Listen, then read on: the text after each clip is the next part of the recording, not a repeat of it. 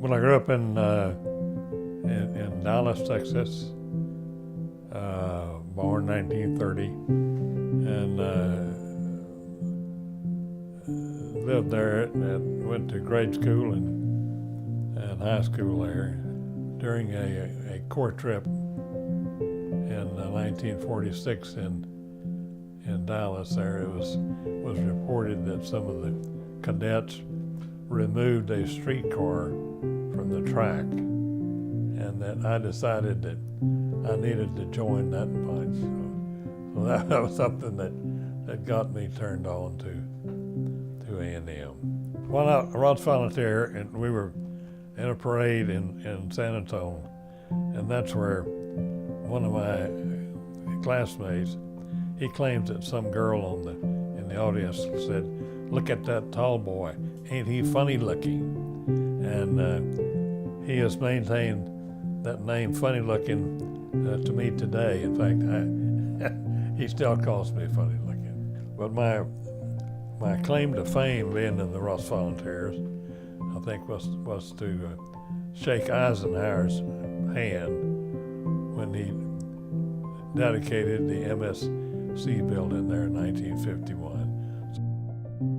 C.C. Taylor graduated in 1951 with a degree in civil engineering.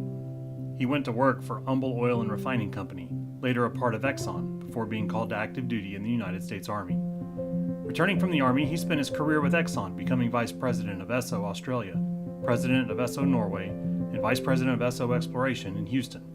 For several years, CC has sponsored the authorship and distribution of several books about the substantial contributions of Texas Aggies in the wars of the 20th century. It was nearly 20 years ago I realized that the contributions that Aggies have made in the service over the last century were not really recognized, even around A&M, but certainly the public didn't. So that's why I got interested in wanting to provide books and other ways to communicate this to the public. And that's why I first started off with that book about the Corps in the last century.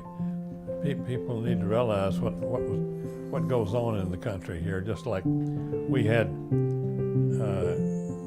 when you need people to serve, just like we had. The reason A&M had so many people in World War II during the Depression, people had graduated and had commissions, and there wasn't a lot of work, but they were there available, and that's why they were so valuable at the beginning of World War II, to have this large group that could go right in and start helping to train other people. Ladies and gentlemen, inducted into the Corps of Cadets Hall of Honor, C.C. Taylor, class of 1951.